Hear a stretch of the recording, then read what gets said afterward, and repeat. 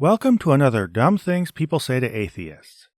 In our last episode, we looked at a common accusation about atheists as a group, and while the video got off to a pretty strong start, views came to an abrupt halt a couple days in, possibly because the video kept talking about a certain 20th century political figure. Whoops, whoopsie.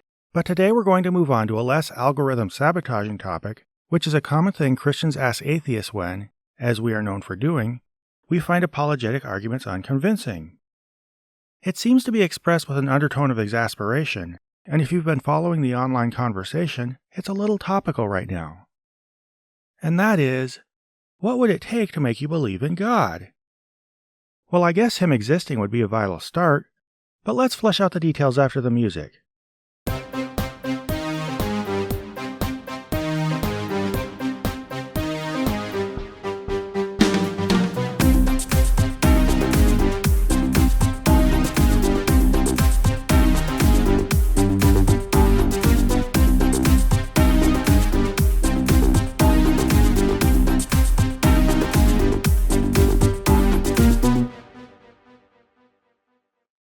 Now, this is a really strange question, perhaps the main reason being that it assumes you would want to, and maybe should be expected to, dive straight into somebody else's supernatural belief system to assess what it claims, how much evidence there is for it, and why you don't find the evidence sufficient.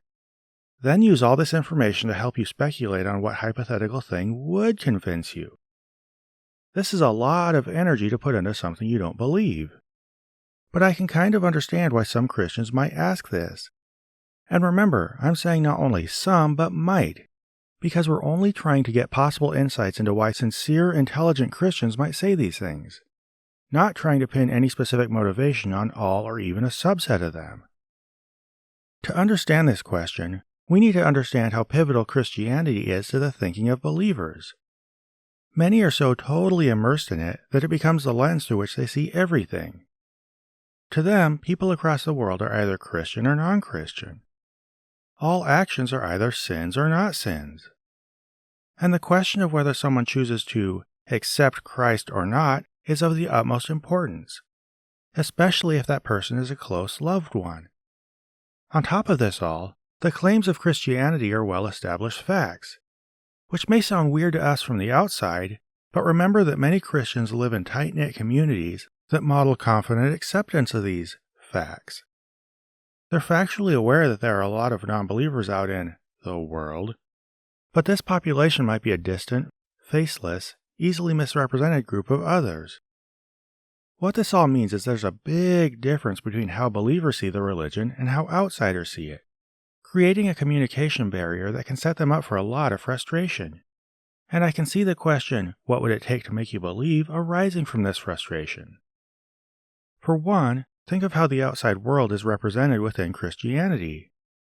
Perhaps above all else, it's a plentiful harvest field full of lost souls waiting to hear the good news.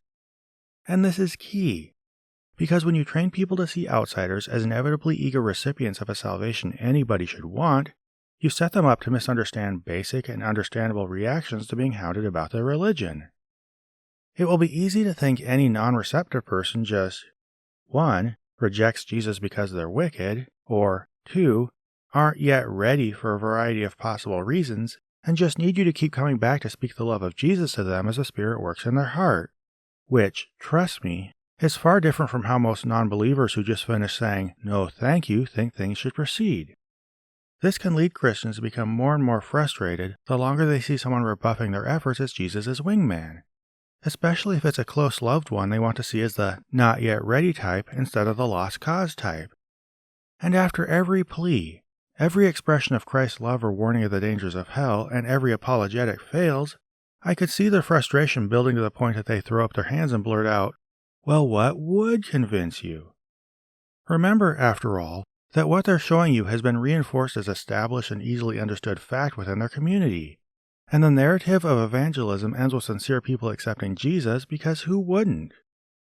So it's natural for them to be not only distressed by your lack of response, but sincerely puzzled that you're not convinced. This bafflement is further exacerbated by another narrative I've discussed before, which is that of atheists being quickly and easily convinced by basic arguments. Not only are believers taught that apologetics represent an open and shut case for Christianity, but they hear professionals tell possibly questionable stories about how they used to be atheists until they heard a square one apologetic and, possibly after spending some time being stubborn because of sin and stuff, were like, wow, 500 eyewitnesses saw Jesus? Where do I sign up? So if you don't meet the expectations set by this narrative by immediately folding in the face of these amazing arguments, you come off as just being pig-headed. And I could see a believer finally being like, look man, I've already explained the cosmological argument and the moral argument and the teleological argument and told you about the manuscripts. If that's not enough for you, what would convince you? In short, I would see this question usually coming from a combination of two factors. One, they see the religion as so pivotal that it should take up more of outsiders' headspace than it realistically will. And two, their religion has set them up to misunderstand and become frustrated by people's lack of response to it. But as always turns out being the case in these dumb things videos, while I can understand where this question comes from, it really isn't a constructive one. The most fundamental reason, as I've explained, is that it assumes too much interest and engagement by people outside the religion. If you find people aren't being convinced, then work harder at convincing them or come to peace with their lack of belief. I mean, if they want to devote their time to understanding something they don't believe in so well that they can explain what would make them believe it, I guess that's fine. But you can't demand it of them, and you have to understand why most people wouldn't want to. Another issue is that it assumes the current arguments, or possibly anecdotal evidence for God, are way more compelling than they are, or at least than most people see them. In some cases, this question can come off as a rhetorical one that's more asking, how could the evidence you've already seen not be enough for you out of incredulity, than seriously wondering what further steps are needed. But while that's all well and good, I know what you might be thinking. Prophet Azad, why don't you stop bitching about this question and actually answer it? And while you didn't have to think it in that tone, yes, discussing possible answers to this question is worthwhile, because ultimately that will help us flesh out the biggest underlying issue with this problem. So let's look at a few hypotheticals. First is one of the most common obvious answers, which is a clearly supernatural event. Now a miracle sounds pretty open and shut, right? But there are some pretty serious issues with this answer. And to illustrate, let's look at what Braxton Hunter says about atheists who won't accept apparent miracles as proof of God.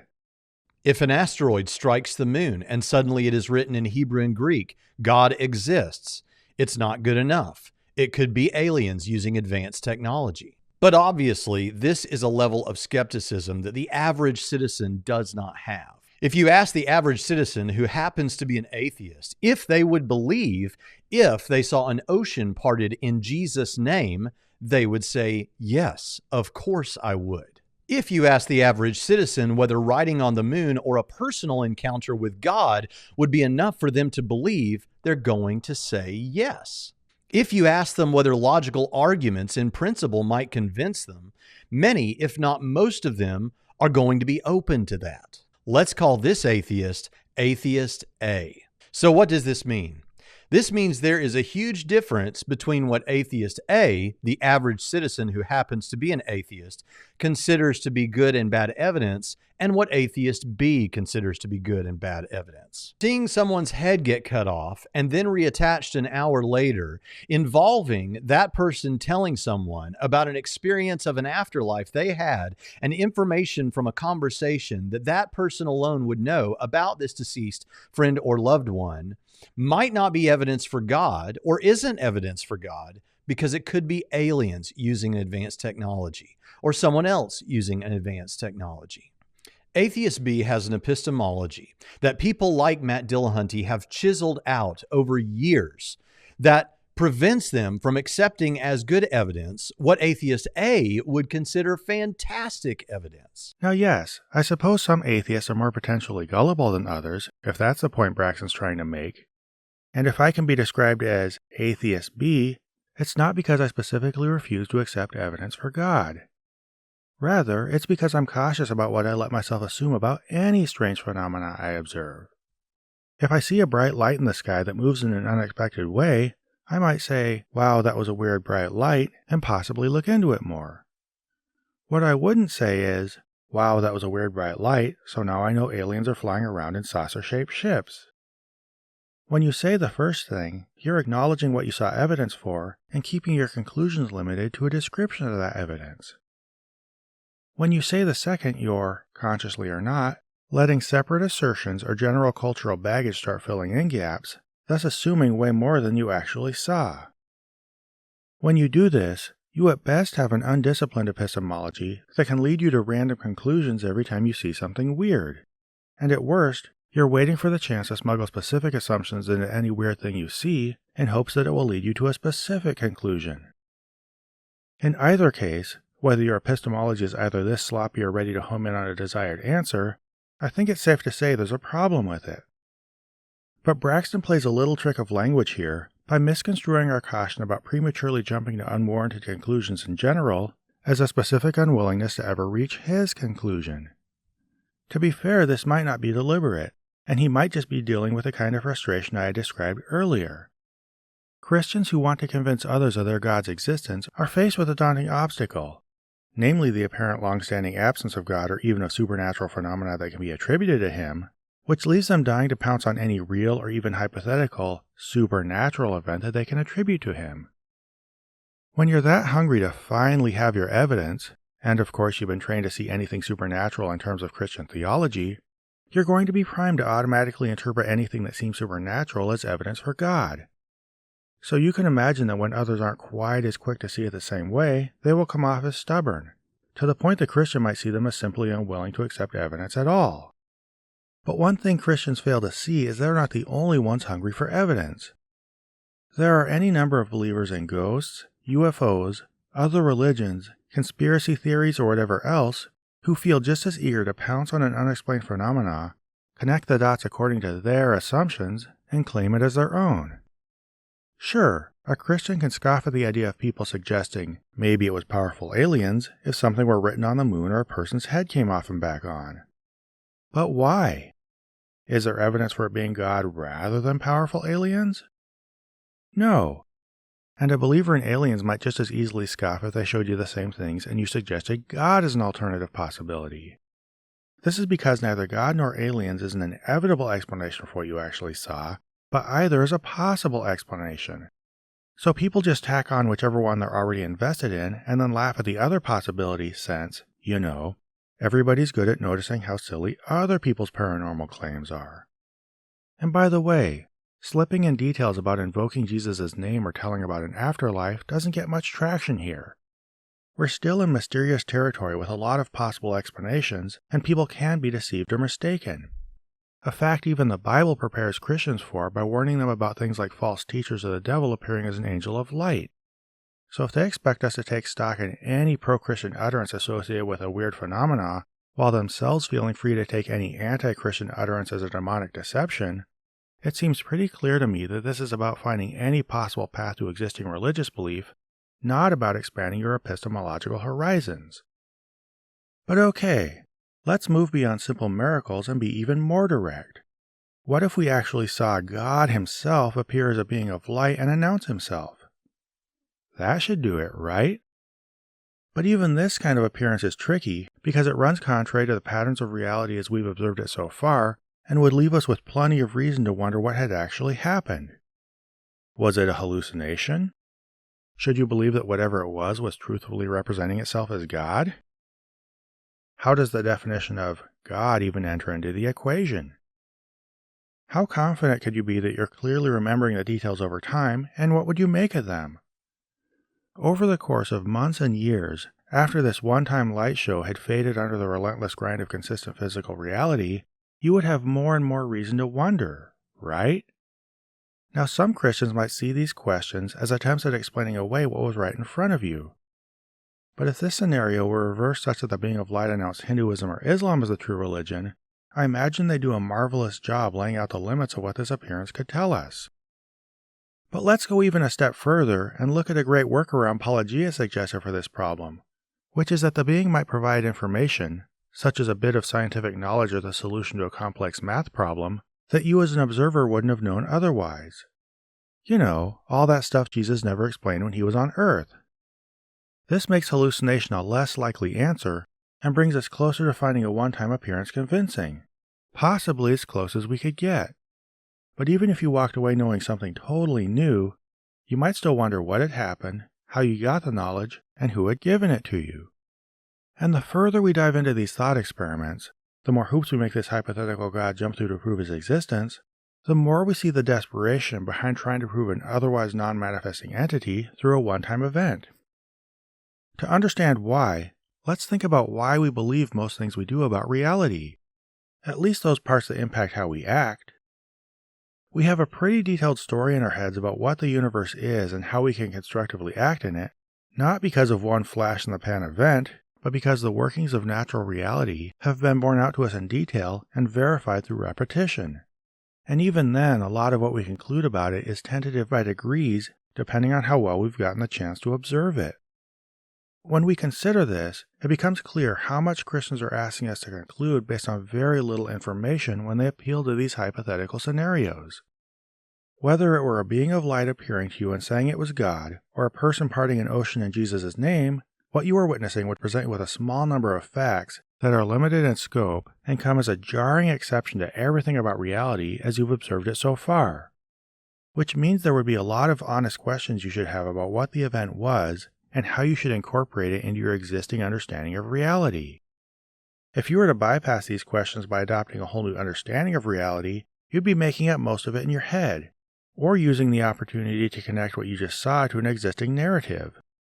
This means that my answer to the question, what would it take to make you believe, is not as simple as a single appearance, and certainly not as simple as apologetic lines of reasoning. Nor should it be. My belief in God would have to develop and be affirmed by degrees as he started to manifest in reality. And what I believed about him would be based solely on what I saw from him. And by the way, this isn't me digging in and being uniquely stubborn about the possibility of believing in God. Sure, Christians may get frustrated when I don't bite at scraps of hypothetical evidence they use to try compensating for God's long history of not manifesting. But this isn't how you establish the reality of anything. Just as I've previously said that a cosmological argument for my children would not get me to start living as if they existed, simply having one appear to me once and say, I exist and I'm your child, would fail to do the same. If I'd never seen a child before, it would be nothing but a confusing, disorienting experience, and it wouldn't give me good reason to start buying more groceries, setting up bedrooms, and enrolling the one-time visages in school. So when Christians expect me to change my life based on a similarly weird, out-of-place experience, they're actually expecting me to react with unique, one-time credulity I would never apply to any other situation. Basically, what would it take to make you believe is being asked out of desperation because God is not an evident part of reality, and appeals to apologetics or one-time appearances are just shortcuts born of that desperation. That's why I don't even see the need to answer, what would it take to make you believe? And that's why it truly is a dumb thing people say to atheists. Oh, and let's also remember the questions are just hypothetical. So, Christians haven't even gained the ground they're fantasizing about, meaning they're still at square zero waiting for any evidence at all.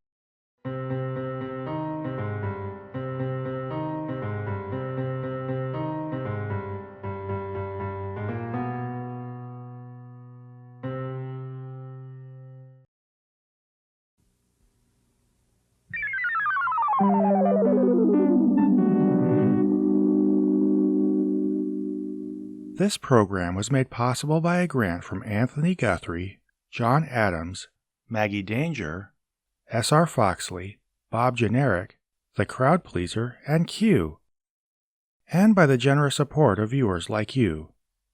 If you'd like to join them in pledging to this channel, please find a link to the Prophet of Zod Patreon below.